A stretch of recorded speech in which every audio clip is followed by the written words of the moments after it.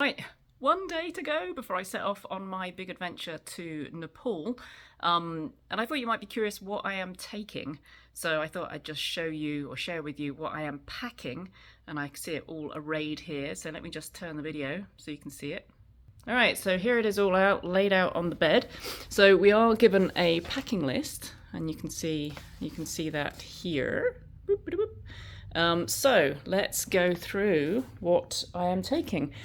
So we'll start from left to right. So here we have my day pack. So that's what I'll be taking on the trail with me, and in that will be primarily my camera gear, layers, puffy coat, rain gear, snacks and water. So that's mainly what this is, and it's a 35 litre for all you backpack nerds, and it's good because it's got this sort of nice structured back to it, and also good solid sort of straps so that it can sit comfortably on your back without straining as you're plugging your way through the day.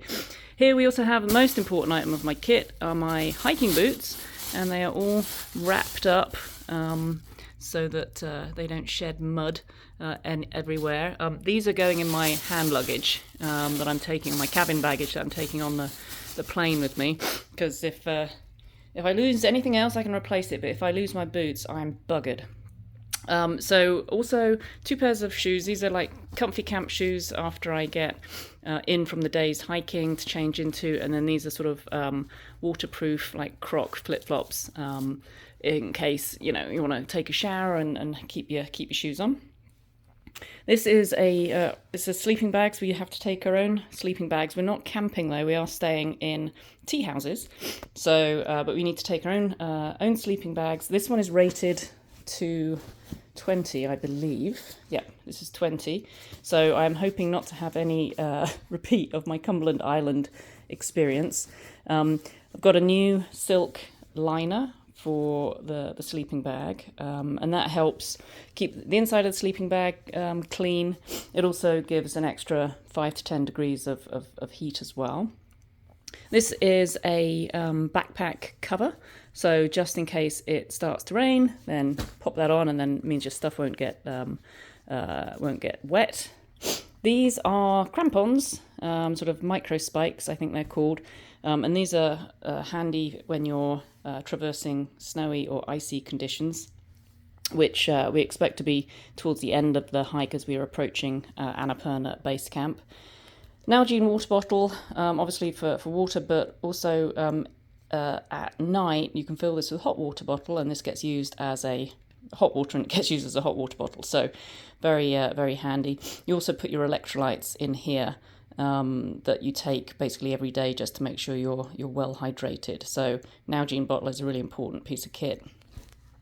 Moving on, we have obviously we have the hiking poles, really important.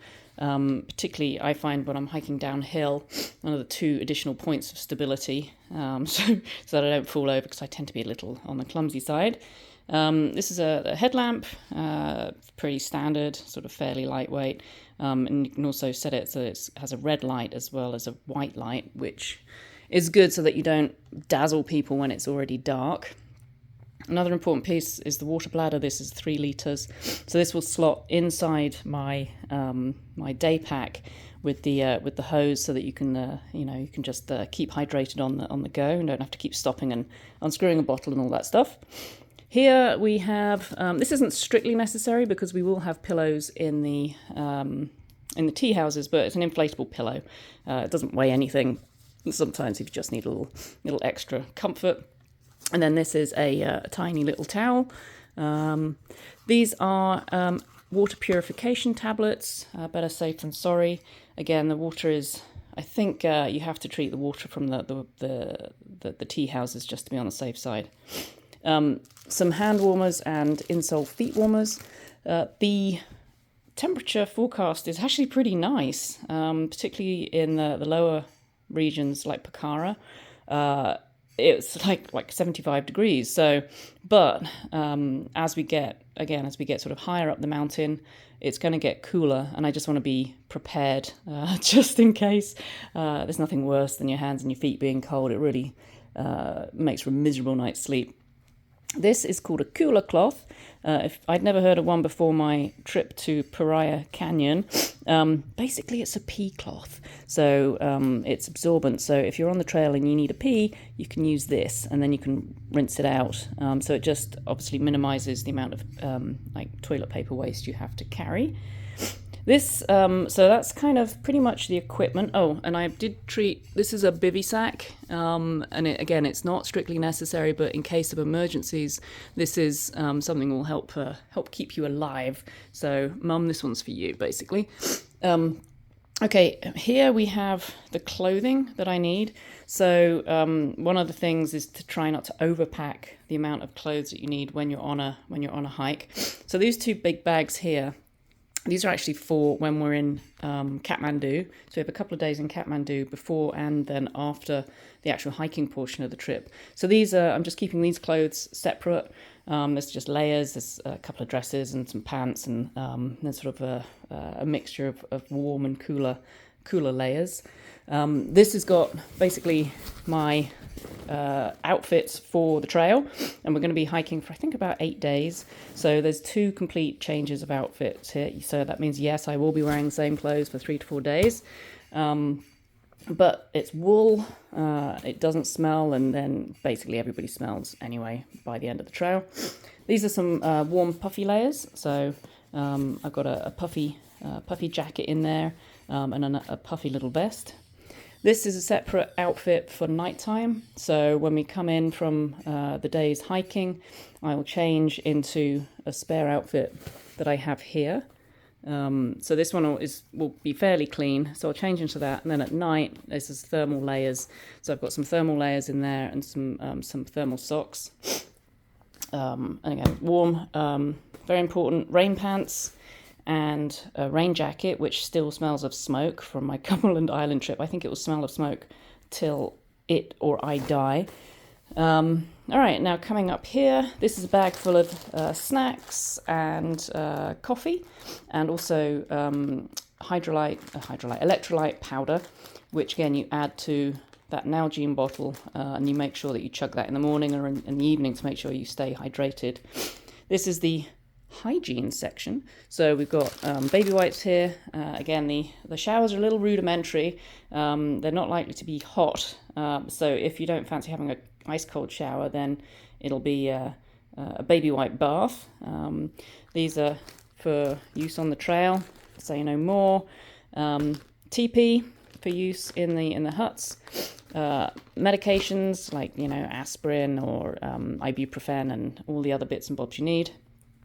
These are my, this is wash bags. This is the one I shall take on the trail. It's full of travel size stuff. And then this one has got a bit more luxury items, like some hair conditioner when I'm in Kathmandu. Hat, go fit packing. Sunglasses. Then this is my photography kit, which is so heavy. So tripod, and then here's my camera and all the gear in here.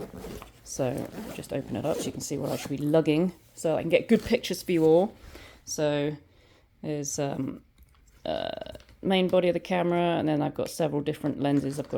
I am taking my telephoto lens, even though it's really, really heavy. And I've got this is good for landscapes. This one is really short and good for night photography. Anyway, so that's photography stuff. A little hip belt thing to keep my passport and cash and stuff in. Lightweight computer, clearly crusty.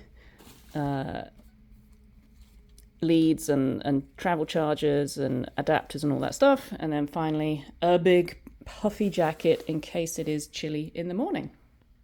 And that is what I'm taking. So not overpacking, but that's all got to fit into this.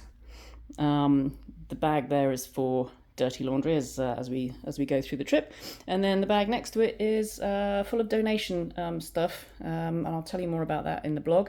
But that's it. That's my plan. So fingers crossed. All right, see you on the trail. Bye.